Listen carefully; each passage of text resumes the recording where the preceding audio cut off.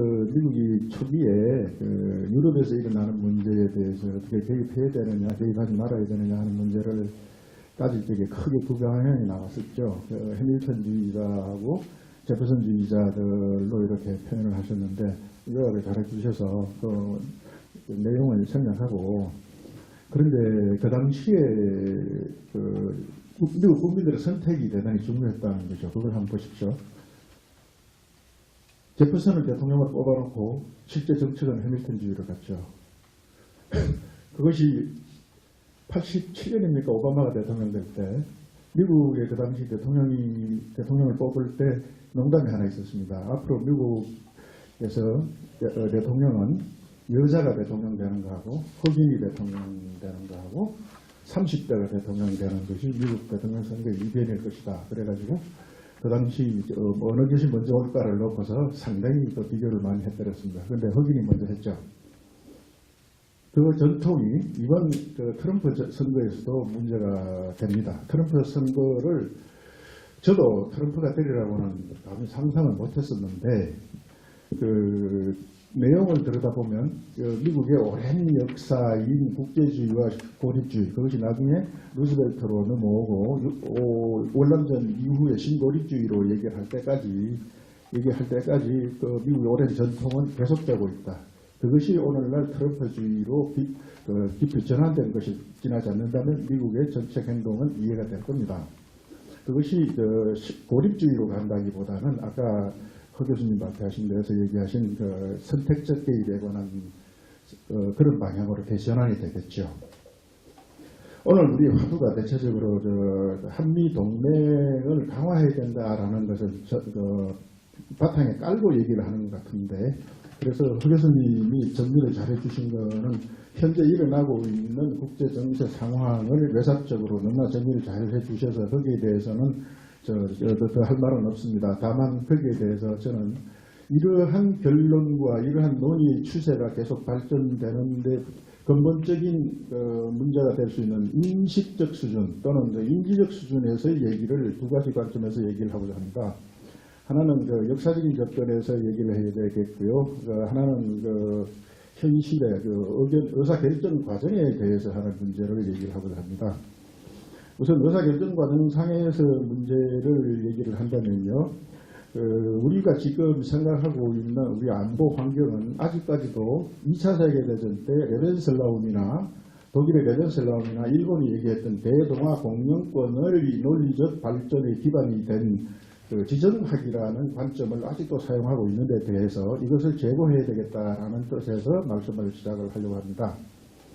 우리의 지정학적 이치는 모든 사람들이 얘기하는 것이 요약을 해보면 과거 5,000년 역사는 대륙의 변방문화로서 살아있었고 근대 100년의 역사는 해양 전략의 첨부 문화로서 살아있어서 그 양대 세력의 갈등이 한반도에서 일어나고 있기 때문에 그 과정에서 우리가 어떤 식으로 행동을 해야, 어떤 식으로 처신을 해야 멸망하지 않고 살아남을 것인가라는 피동적 입장에서 시작한다는 관점을 벗어나야 된다는 얘기를 하고자 합니다. 잘 아시겠지만은 반도적 이치라는 것은 우리가 향방을 선택하는 데 있어서 이거 아니면 저것라는 양단 논법을 강요당하고 있다는 것입니다. 그것이 극단적으로 어떻게 보면 포위된 위치에 있기 때문에 어쩔 수 없어라는 비관론, 즉 수동적 입장에서는 비관론이 나올 수밖에 없고요.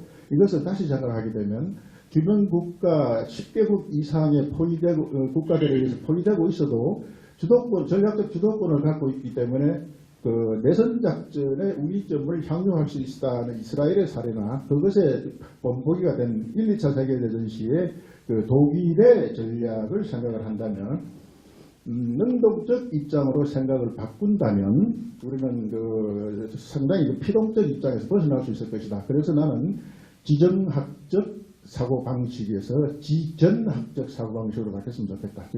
지오스트래티지 싱킹으로 바뀌었으면 좋겠다 하는 것을 말씀드리고자 합니다. 우선 의사결정 과정에 대해서 먼저 말씀을 드리면요. 과거에는요. 우리 의사결정 과정은 대체적으로 군의 민간 개입, 민사 개입이 문제였습니다. 과거에는요. 그래서 군대가 쿠데타나 혁명이라는 걸 통해서 밀리터리즘을 민간 사회에 전파함으로써 이것이 심각한 문제가 되어버렸습니다. 그것이 바로 냉전이 먼저냐 냉전적 사고가 먼저냐라는 논리로까지 풀 수 있는 것이 우리 사회가 겪어온 환란의 시대였습니다. 그것은 다른 말로 얘기하게 되면 전쟁보다도 더 무서운 국내적 상당한 위기 상황을 조성할 수 있는 바탕 논리로 작용을 했다는 것이죠. 그런데 현대는 오늘날은요, 이 최순실 사태를 얘기하지 않더라도 우리가 근본적으로 느끼고 있는 것은요, 미래의 군사 개입이 더 문제가 되고 있다라는 얘기를 하고 싶습니다. 그것은 군이 제도적으로 이제 G2형의 군사 혁명이나 쿠데타가 불가능하고 G3형의 군사 혁명이나 쿠데타가 불가능하고 G2형의 군사의 정치 개입이 가능한 시절로 왔다고 치더라도 또는 그것을 막는 제도화가 되어 있다 치더라도 요새는 군이 민간에 개입하는 것보다 민간이 군에 개입하는 것이 더 문제가 되고 있다라고 얘기할 수 있습니다. 그것은 비전문인의 군사 개입에 이래 가지고 군 내부에 여러 가지 악영향을 미친다는 것이죠. 그것이 안보라는 이름으로 미장되고 포장되어서 더 크게 왜곡되고 있다는 것이죠. 그것이 뭐냐 하면 전쟁 목표를 왜곡한다는 데 문제가 있습니다. 그거는 뭐 자세한 설명은 나중에 다시 뵐 기회가 있으면 좋겠는데 저한테 5분밖에 안 주신다 그래가지고 좀 생략하고 나중에 걸러서 다시 나타나겠습니다. 6분 53초 남았습니까? 6분 53초 지났어요. 남은 게 아니구나. 그 다음에 전쟁 수행 과정에 또 간섭을 한다는 것이고요. 그 다음에 무기체계 획득을 왜곡시킨다는 것이고요. 그 다음에 제일 중요한 문제가 군사 운영을 인기 위주로 바꾼다는 것이죠. 아까 소녀상 문제라든가 군 복무기간에 관한 문제라든가 병력 제도에 관한 문제라든가 이런 것들을 우리는 용어까지도 왜곡해가면서 사용합니다. 뭐 징병제, 모병제 그 얼마나 용어가 엉터리라는 건 여러분들 잘 아실 겁니다.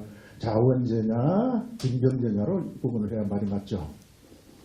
그래서 어떻게 개입을 하느냐 하는 문제는 자문위원이라는 아주 미명을 통해서 개입을 합니다. 그래서 이것은 원인이 왜냐 하는 것은 좀 이따 결론적으로 말씀드리겠습니다만은 자문위원이라는 지위와 직함을 군대에서 원했기 때문에 자기가 거기 들어가서 자기에게 얄팍한 군사 지식이나 군사 독서를 통해서 그것을 군에 깊이 개입하려고 하는 이 왜곡 현상을 일으키는 문제가 있고, 그 다음에 언론 매체들을 통해 가지고 언론에 사이드 압력을 가하는 겁니다. 지금 나는 코데퍼의 활동을 매우 우려스럽게 봅니다.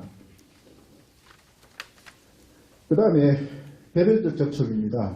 이러한 의사결정 과정에 왜 개입을 하느냐 하는 잘못된 문제는요, 군인들이 보직을 자주 바꾸기 때문에 자기 위치에서 전문성을 확보하기 전에, 전문성 교육도 받기 전에 그 보직이 되었다가 전문성을 확보할 때쯤 되면 또 떠나가야 되는 문제가 있어서 그 공백을 메꾸기 위해서 외국 교수들을 영입을 해서 또는 초빙을 해서 또는 자문교수를 위촉을 해서 활동하는 데서 문제가 있다. 그런 형태로 들어가는 것이 대단히 심각한 문제다 하는 그 얘기를 하고요. 그 다음에 그러면 우리는 어떤 식으로 나아가야 될 것이냐 하는 게 이제 두 번째 관점인 군사 문제 이해에 관한 인식론적 접근인데요.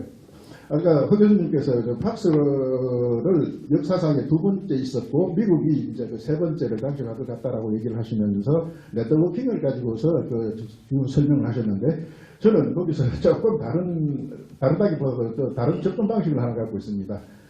1차 팍스 로마나는요, 자원은 충력이나 인력이나 자연 자원을 가지고서, 즉 석탄과 목재 같은 것을 가지고서 로마가 세계를 지배를 해왔습니다. 그래서 거기서 그들이 내세운 것은 평화라는 논리고 로마식 문명 구조의 편입이라는 뜻이었죠. 그래서 훈족과 고토족에 대해서 그렇게 심각하게 전투를 했던 것이고, 그래서 결국은 카르타고라는 나라가 또 도전을 했을 적에 벽돌 한 장이 쌓인 게 없을 정도로 철저하게 한니발을 격파를 한 사례라든가, 이게 63년서부터 73년에 걸친 유대인들의 리볼트에 대해서 유대인 디아스포라를 일으킬 정도로 철저하게 깔아뭉개버렸습니다. 그것이 오늘날 우리에게 주는 교훈이 있습니다. 그것은 조금 이따 말씀드릴게요. 그것이 그 지배 기간을 아까 교수님께서는 그것을 몇백 년 전도로 말씀하셨는데 루마니아라고 얘기하는 그 로마니아라는 그 사람들은 발렌스 황제가 자기 지역에서 전사하면서까지도 로마하고 저항을 했던 그 지역이 로마를 대변하는 문화 구조를 갖게 된 그 배경을 본다면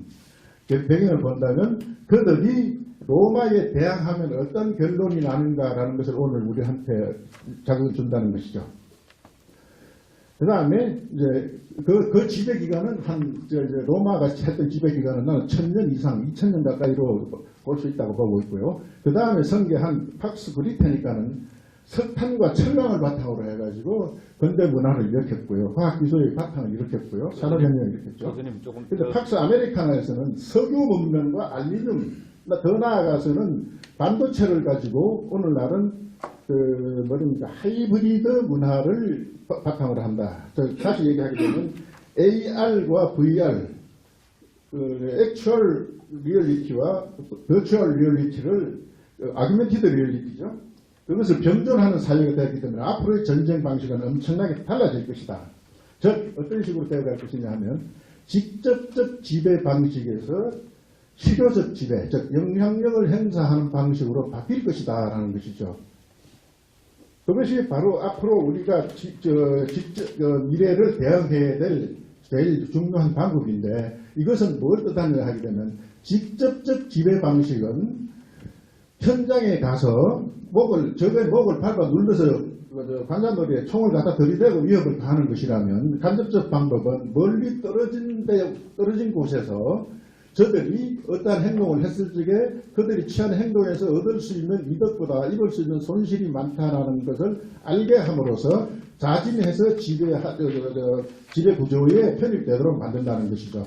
몽고가 러시아를 지배했던 좋은 사례가 있고 오늘날 미국의 전쟁 수행 방식은 이런 식으로 나가고 있습니다. 이 방식은 걸프전쟁에서 1사단의 1대 대장을 했던 맥그리거 중령이라는 사람이 지금 장성이 돼가지고 아주 훌륭한 업적을 쌓고 있다고 들었는데 그 사람이 미래의 전쟁은 전략과 전술과 작전이 나누어지는 것이 아니라 작전 수준과 전술 수준에서의 군사 행동이 전략적 목표에 직접 지향한다라는 그 개념을 전쟁 사례 몇 가지를 들어서 연구를 해놓은 것이 있습니다. 미국은 그러한 방향으로 나아가고 있습니다. 그래서 다시 결론으로 말씀드리면 미래는요 지정학적 위치에 따라서 어디에 위치하고 있느냐에 따라서 자기의 입장이 선천적으로 결론 지어지는 것이 아니라 그 안에서 어떤 형태로 존재하는가, 존재 양식이나 존재 형식에 따라서 즉 소극적 존재 양식에서 적극적 존재 양식으로 나간다면 끌고 나갈 수 있는 전략적 타개의 방안은 얼마든지 구상해낼 수 있을 것이다 라는 얘기를 하고 싶습니다. 너무 많이 사용해서 죄송합니다.